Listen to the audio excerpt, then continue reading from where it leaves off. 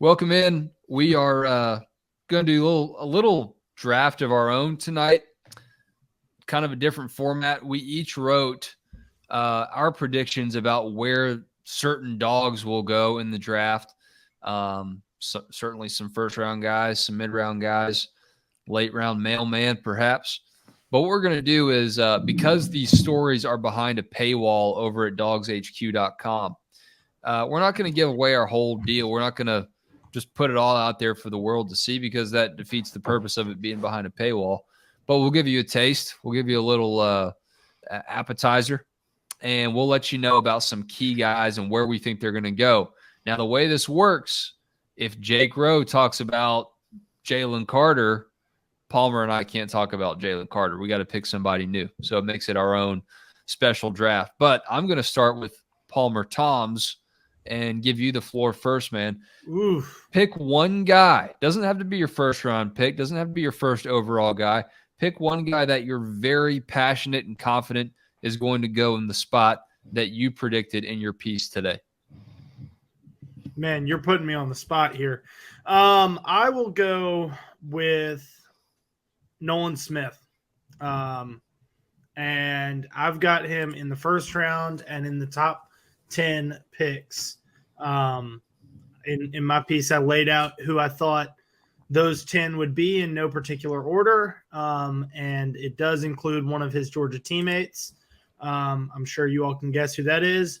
But I think Nolan slips in there. 8, 9, 10 all kind of makes sense. If the Falcons want to make friends in Athens, they'll take Nolan Smith at 8.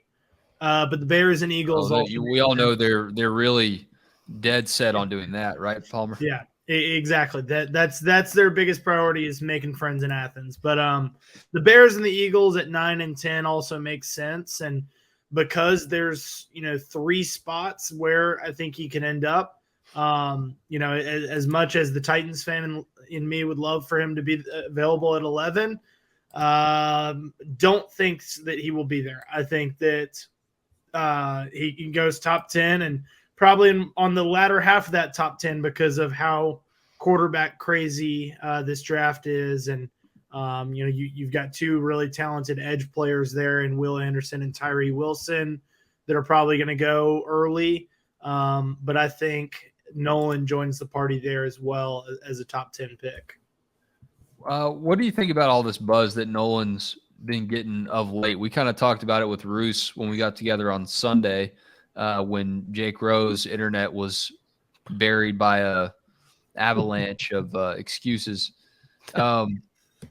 What do you make of this buzz? It hasn't slowed down.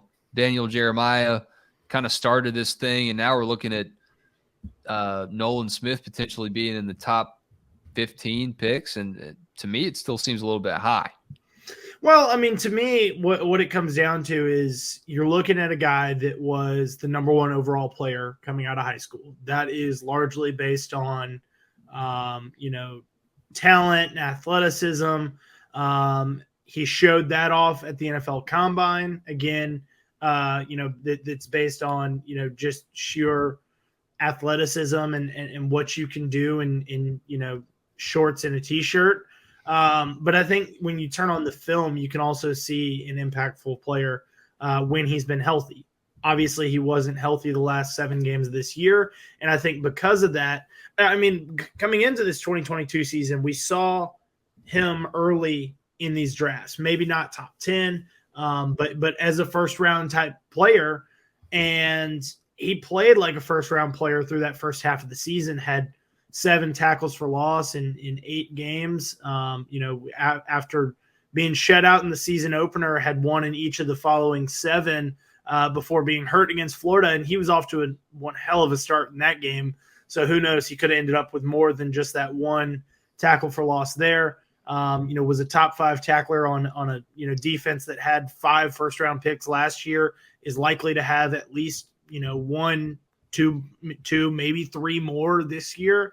That defense was super talented, and to be a top 5 tackler, to be a leader among those guys says a lot about what he is. And that word leader, I think, is what sticks out to me with Nolan, is the kind of player that you're getting with him.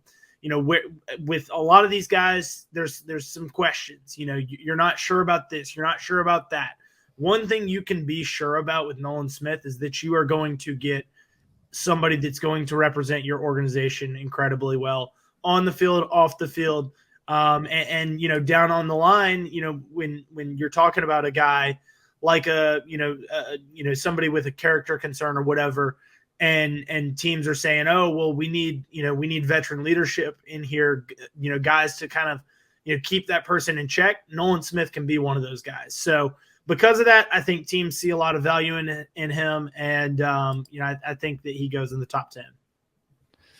I just go back to a couple things. That Florida game in 2021 really did show like how impactful Nolan can be across the board. He had the pick, he had that huge strip right by the goal line there, and that was the game to me when I saw, okay, this is that number 1 overall pick out of high school. Not that he hadn't flashed before that, not that he hadn't made plays before that, but that was big boy football right there.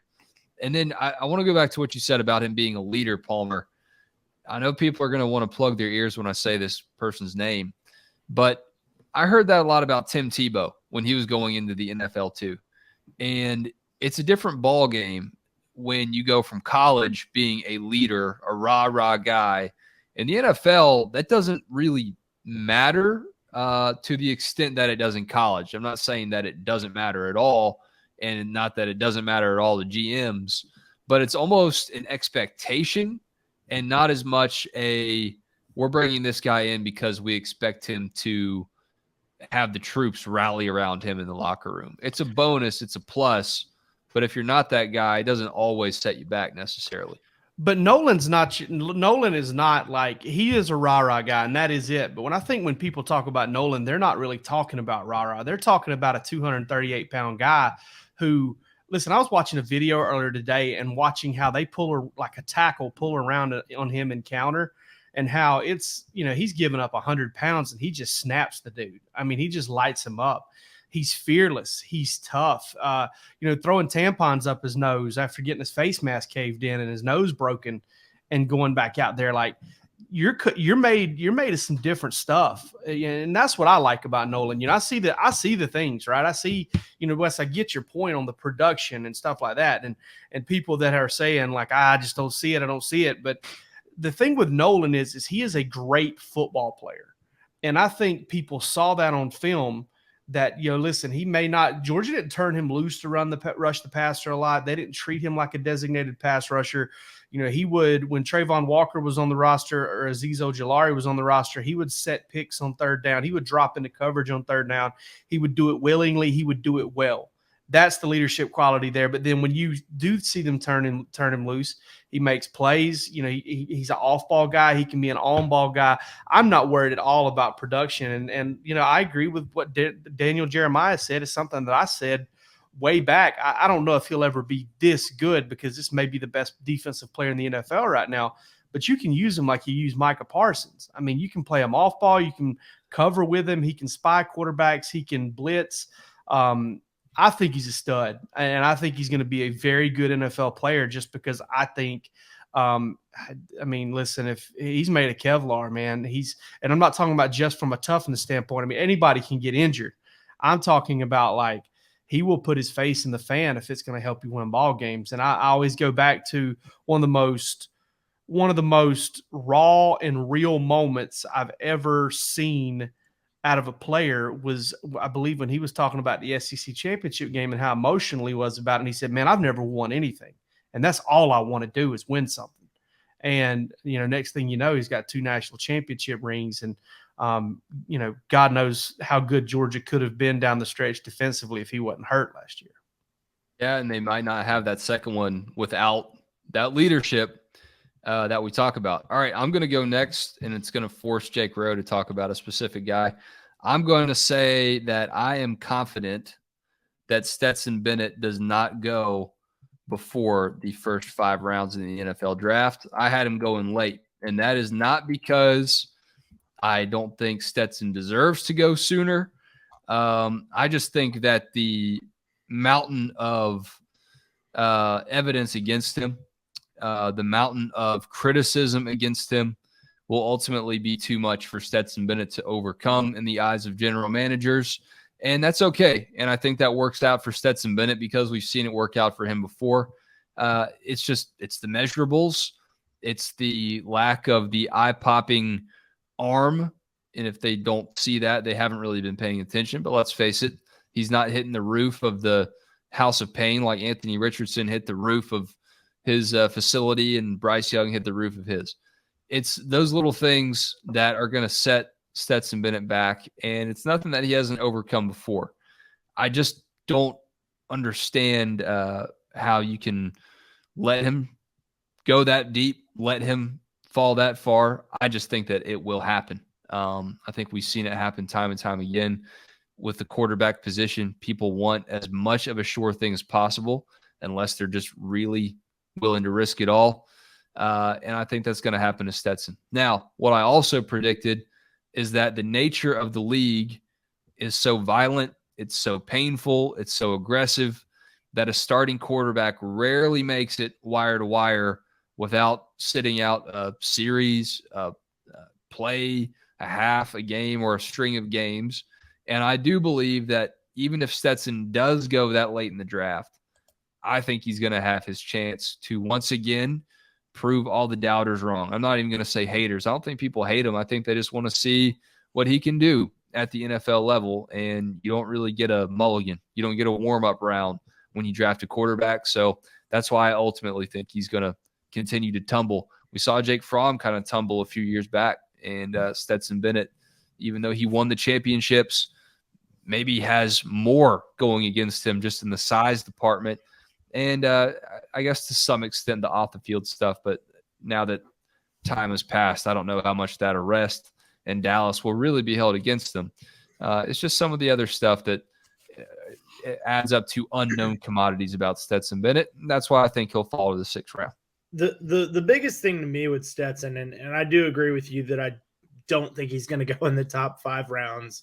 But, somebody could take a flyer on him because of his proven ability to win games and to get the ball to playmakers, and he's athletic too. That's one big thing that he had that he has going for him that Jake Fromm didn't necessarily have going for him.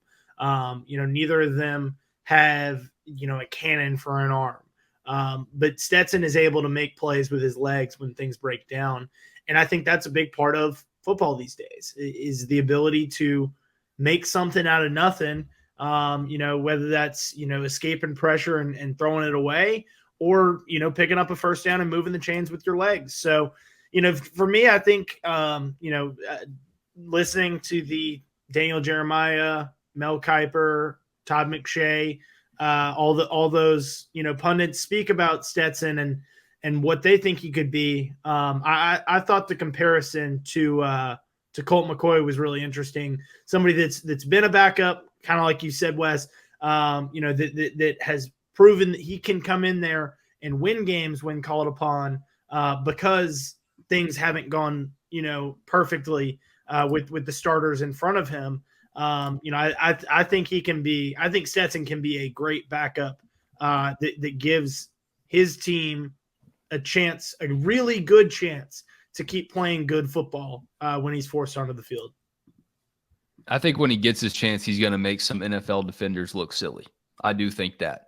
I just don't know if he's going to get his chance as early as maybe a lot of Dawgs fans think that he should in the NFL draft anyway. I mean, Jake Fromm got a start, right? Didn't he start one game? I think he got 2. Yeah, so you got a couple. Wouldn't surprise me. I mean, it's the thing that I keep going back to is Stetson that makes it unpredictable is it's that whole like, hey, is the team going to fall in love with you type thing? But it's also once you get past that 3rd round, once you get to day 3, I don't think they really care if they like you. They'll take a flyer on you. They'll go get you. And I think somebody's going to like him. I picked him to go in the 5th round. I do know that. The guy I am most confident in my pick is Darnell Washington. I have Darnell Washington being a top 50 pick. I'm not ruling it out of him being a 1st round guy. I think that somebody would be smart to do that. But I think in Darnell Washington, you're getting a similar guy to Nolan Smith on the offensive side of the ball. And here's why I say that is you're talking about a multifaceted football player. Are the massive numbers there? No, they're not. But are the traits there to help you win in a lot of different ways? Absolutely. I mean, Darnell is a great blocker. He's a great he's a guy that can kind of give you options in short yardage and red zone. He's so good after the catch for a massive human being. I mean, I don't know that I've ever witnessed a big, traditional tight end that I've ever thought, man, he's just not going to get tackled by first or second guy usually. I mean, it's usually going to take a couple dudes to get him on the ground. He's got a lot of Rob Gronkowski, qualities. You look at the measurables from their combines, very similar. Darnell's faster. Darnell's, a little quicker. Gronkowski's a little bit more explosive as far as a leaper goes. Darnell's got bigger hands. He's probably a bigger guy. There's just a lot of different aspects there. And I tell you what, man, Todd Monken, with the, right there with the Ravens, it would not at all shock me if the Ravens picked him in the first round, because I know how much. Do the Ravens have a first round pick? Yeah, 22, I think. Yeah, that may be a little bit high. And they've got Mark Andrews. They don't necessarily need a tight end. Yeah, but I'm telling you, Todd Monken loves this cat. Loves him. Like obviously he should love Brock Bowers. Everybody knows about my Brock Bowers man crush.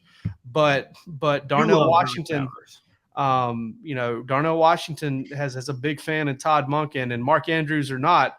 Mark Andrews can't do the stuff Darnell Washington can do from a physicality standpoint.